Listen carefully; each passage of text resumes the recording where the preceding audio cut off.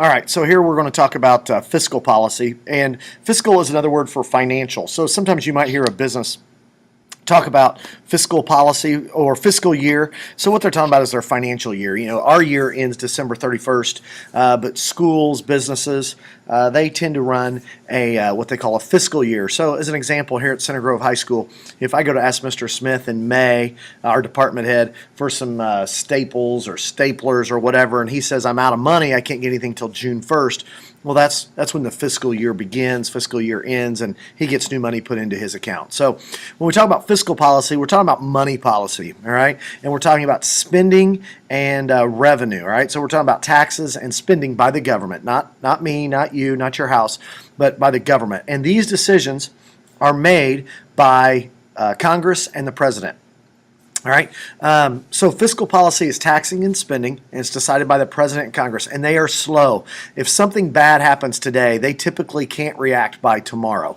They will do some things to quickly respond as best they can, but a lot of times they will do things that take a while. So it's typically not a very quick process. A couple new terms here: expansionary policy and contractionary policy. And while I've talked about trying to grow the economy with more money in circulation, or trying to slow the economic or the out of control growth or prices with less money in circulation, now we have a couple terms to go with that.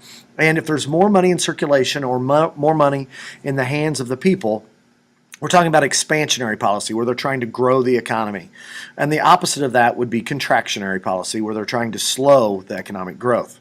All right, now expansionary policy, I got a couple political cartoons over here, or one political cartoon, and I got the cover of Time magazine with President Ronald Reagan on the cover. And I'll get to both of those here in just a second.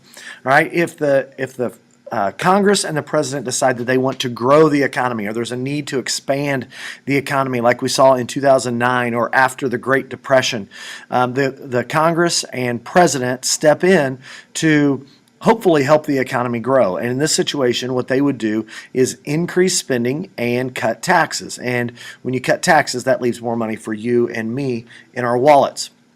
All right, so we call that, when the government spends money, we call that demand side economics. So they're going to build roads and bridges and so forth, and that would be spending. And those are going to employ people, and then we're going to have those roads and bridges here for hopefully 100 years, if not more.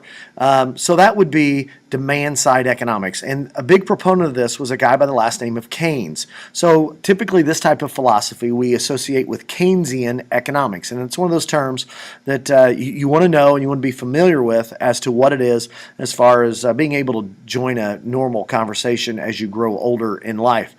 And you see here we've got Keynesian economics, we've got Obama, and we've got Hillary Clinton here, who was the Secretary of State at the time, and they're riding the Keynesian boat to success. Now, some people felt like some of the laws and some of the things they did were in violation of the Constitution, and in spending and not living within our means and going into debt. So, because it does mean we're going into debt. All right. Typically, Democrats really like this, and again, they usually spend the money on roads, bridges, and schools. Now, on the other side of that, Republicans tend to like the lowering of taxes to get more money in circulation. We call this there's 3 or 4 names for this: supply side economics, Reaganomics, trickle-down economics, and voodoo economics. All right, those are names that are typically associated with the same thing of lowering taxes to get the economy going. And Ronald Reagan was a huge proponent of this and was very, very successful in lowering the tax rates of the United States. And here's a website that you might want to check out. It's a clip from Ferris Bueller's Day Off, where the teacher is talking about voodoo economics. So you may relate to that if you've seen that. And then there's the opposite of that, which is contractionary policy, where we raise taxes and cut government spending. Now, here it is in 2013, and our economy is still not exactly where we want it to be. And we have Democrats in Congress and the president who want to raise taxes, and Republicans who want to cut government spending, which, as far as getting the economy going right now, is that both sides are opposite of what we really want to do to get the government going or get the economy going again. However, both sides want to cut the debt, which is a whole nother issue. But from a standpoint of what we really want to do to get the economy going right now and growing, Congress and the president are doing absolutely opposite of what they should do. Now, again, the whole other conversation is the debt. All right, a couple terms that you need to know. Surplus and deficit. Surplus and deficit are terms that deal with the current fiscal year. The state of Indiana has a surplus right now. We bring in more money than we spend.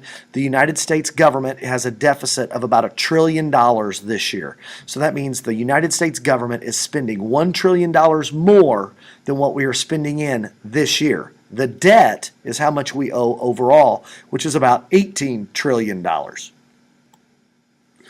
The business cycle is what we try to control with this increasing and decreasing amount of the amount of money in circulation. Our economy always is going through the business cycle. We're either at the peak, we're at the recession, we're at the trough, or we're in the recovery. And right now we are in the recovery section. Now, who knows when the peak will occur? Maybe the peak's right now, and we're gonna go back the other direction. But the purpose of controlling how much money is in circulation is to try and control these peaks and troughs. We want our economy to grow as nice and smoothly as possible. We don't want huge peaks and we don't want big troughs. So the goal of controlling how much money is in circulation, whether it be by Congress and the President, or by our next video, our next lesson, which is the Federal Reserve and monetary policy, the goal is always nice, steady growth for our economy.